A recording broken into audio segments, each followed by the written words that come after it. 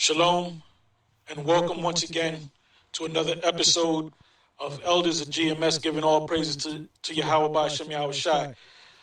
Today's topic is entitled Understanding Spirits and Demons.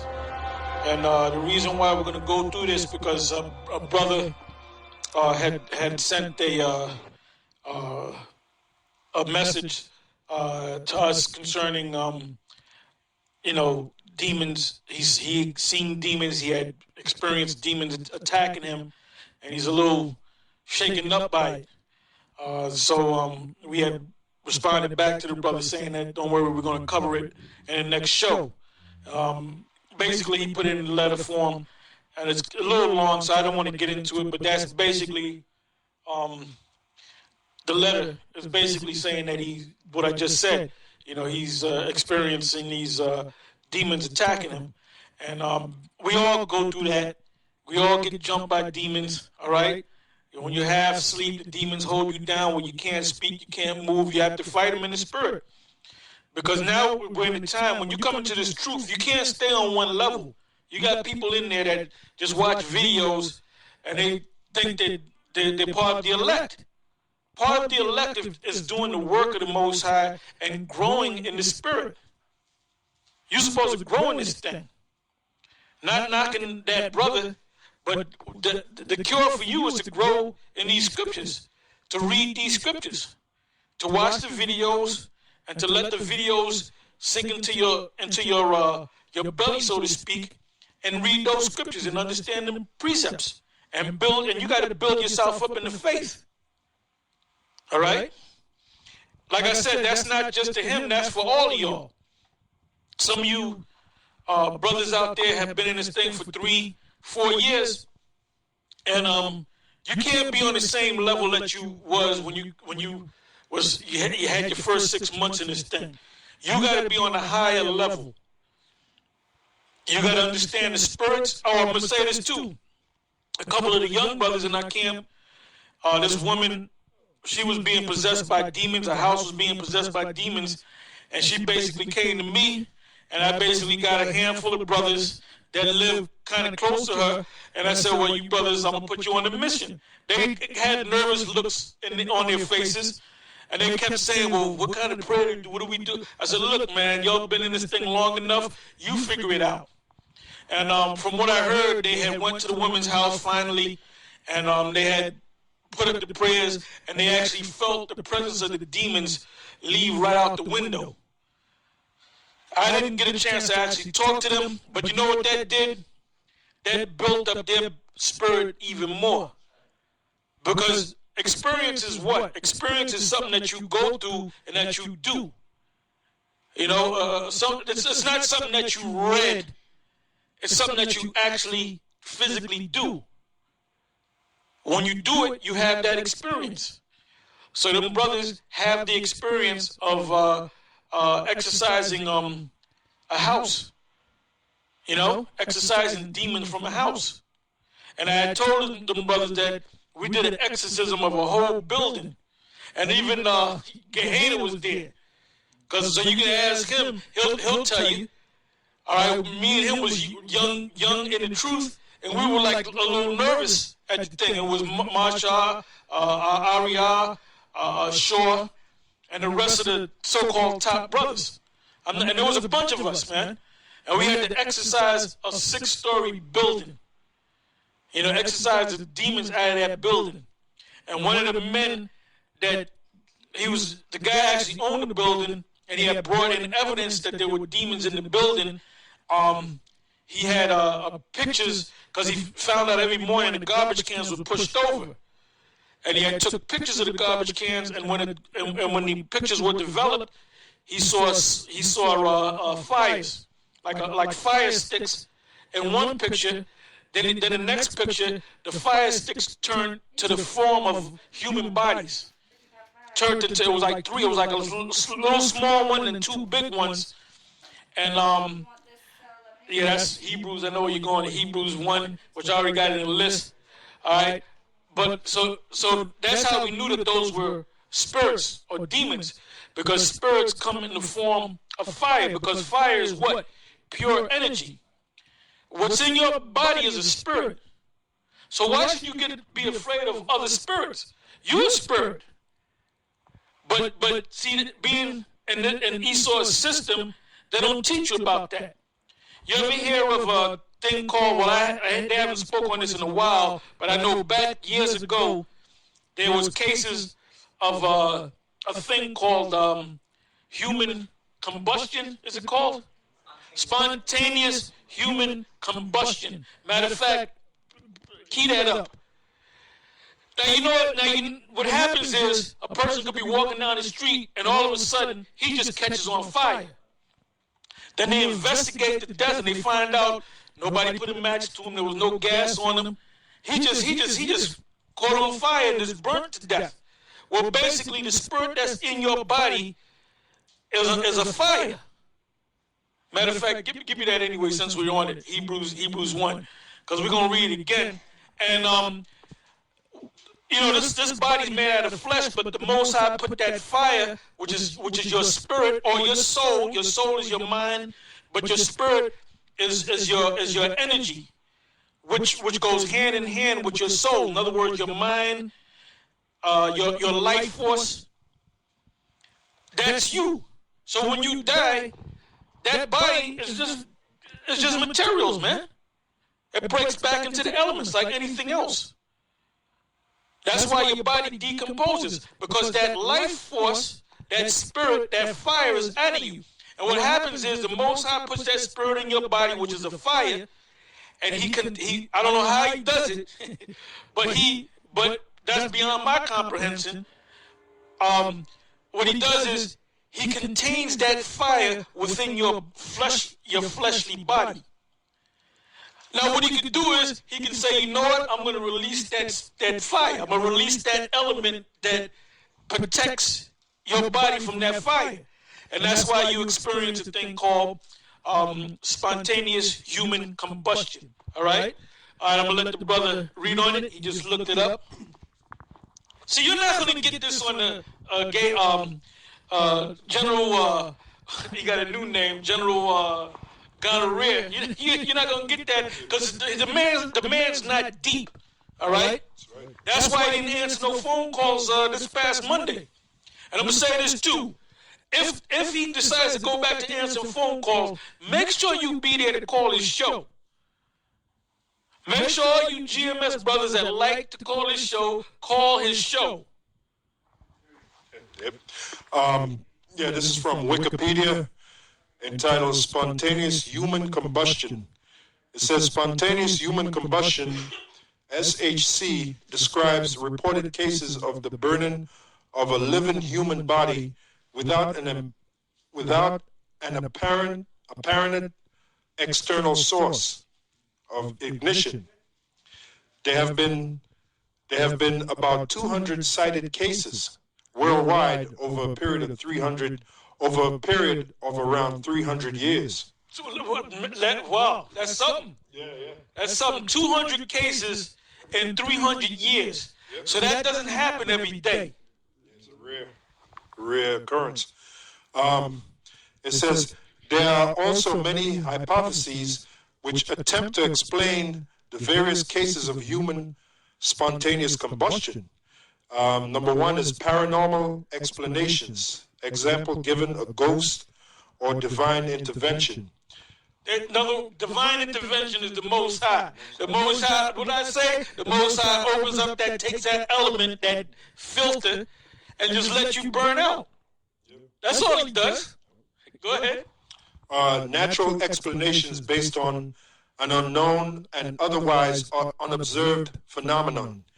Example given, production of abnormally concentrated gas or raised levels of blood alcohol cause spontaneous ignition. Natural explanations that involved an external source of ignition. Example given, the victim dropped a cigarette.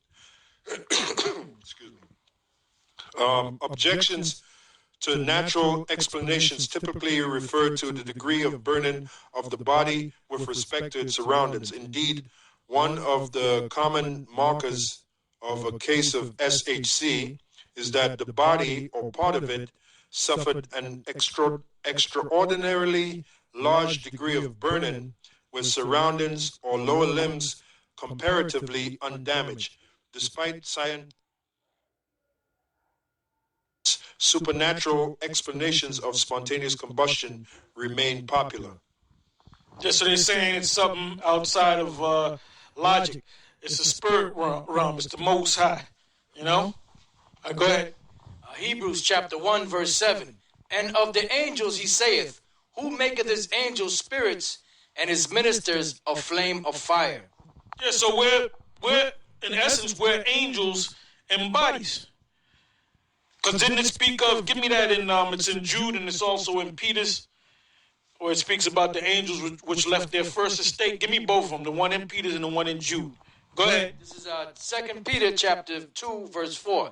For if the Most High spared not the angels that sinned, but cast them... The angels that sin are people on the earth.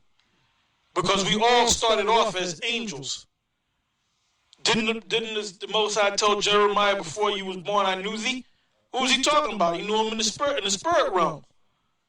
You're nothing but a spirit that's brought into a human body, into your mother's womb, and you develop into her womb, and you become a man or a woman. Go ahead.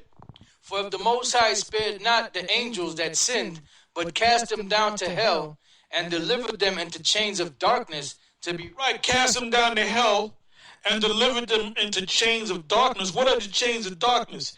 These bodies. And the fact that you didn't know that you were Israelites. Now, the fact that we know that we're Israelites is a fulfillment of prophecy. Isaiah 6, just to name one. Because there's going to be a certain time where we're going to wake up to this truth. Go ahead. It says, and delivered them into chains of darkness to be reserved unto judgment.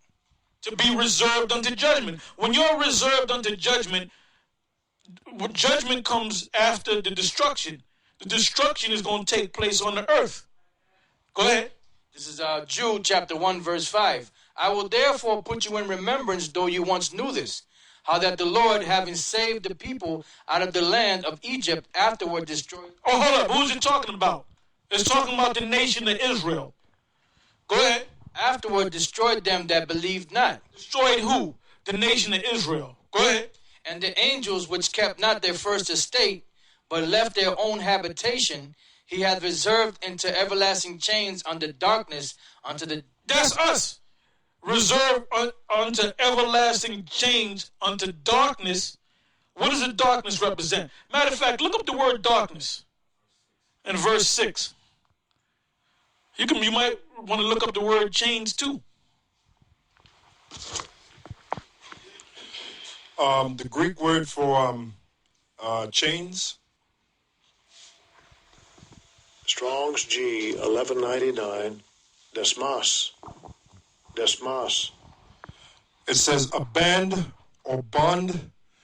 Down here, pretty much the same thing, a band or bond, and that's for chains. Yeah, we're bound in these bodies. Our spirits are slaves to these bodies. That's why you got people that commit suicide. That's the only way you can free yourself from this body. If somebody shoots you or kills you, or you kill yourself, or you get sick and die. I got a scripture to add. Go ahead. Yeah, this is beautiful because this is what Paul said in Romans 7:24. O wretched man that I am, who shall deliver me from the body of this death? Yeah, the body of this death is that he's bound in, that prison. Yeah, chains. Yep. The next word is darkness, the Greek word. Strong's G 2217. Zaphos. Zaphos. Darkness, blackness. Yeah, pretty much it. Darkness, blackness. Yeah, the darkness and the blackness is the fact that the Most High darkened your eyes that you can't see the truth. But he had opened up the eyes of some of us that we can see the truth. All right? Go ahead. Back in Jude 1 and 6. And the angels which kept not their first estate, but left their own habitation, he hath reserved into everlasting chains. Left their own habitation. What is our real habitation? What is that? 2 Corinthians 5 and 11? Matter of fact, start at 1. Left our own habitations. What is our true habitation? We have a habitation on the earth, and we have a habitation in the heavens. And Paul's going to speak on that. Go ahead. 2 Corinthians chapter 5, verse 1. For we know that if our earthly house of this tabernacle were dissolved. What is our earthly house? This body. And this is the word body from a old English term, bodig. And the word bodig means, that's where you get the word abode. Body comes from the word bod, which is your house. Like you live in your house, you have a house, that's your abode. The house for your spirit is your actual body. So this body that you walk up and down in is a house for your spirit. And then you get a house where you house your actual body, your other house. But there's another house up there in the spiritual realm. Go ahead. For we know that if our earthly house of this tabernacle were dissolved, we have a building of the Most High, a house not made with hands, eternal in the heavens. When your spirit leaves, just like Whitney passed on, right? Well, guess what? She's in that spiritual house. And guess what? She's happy. And she ain't smoking crack no more. She ain't doing prescription drugs no more. And you idiots crying over Whitney. Whitney's looking at you like, what the hell is wrong with you crazy ass people? I wouldn't come back down there if you paid me. I wouldn't come back down there for nothing. So you jacks, you don't understand the spiritual world, and you fools in the churches, man. You are a laughing stock, man. You are a damn laughing stock. You're stuck on stupid. Go ahead. It says, for in this we groan, earnestly desiring to be clothed upon with our house which is from heaven. If so be that being clothed we shall not be found naked.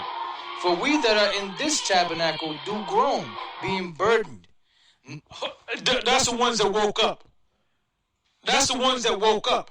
When you wake up to this truth, you mad, you're irritated, you're upset, you want to punch somebody in the face, you want to kick somebody in the nuts, you want to drop kick somebody, you want to drive your car and you want to run over some goddamn body, and you want to get that cracker, you want to get the nigga woman, and you want to get these two-thirds of these jakes in these other nations, man. You know? Go ahead. For it says, not for that we would be unclothed, but clothed upon, that mortality might be swallowed up of life. Now he that hath wrought us for the selfsame thing is the Most High, who also hath given unto us the earnest of the Spirit. Therefore we are always confident, knowing that whilst we are at home in the body, we are absent from the Lord. When we're in this body, we're absent from the Lord. Go ahead. For we walk by faith, not by sight. We are confident, I say, and willing rather to be absent from the body and to be present with the Lord. Wherefore we lay. So you got guys that are afraid to die. You ain't supposed to be afraid to die.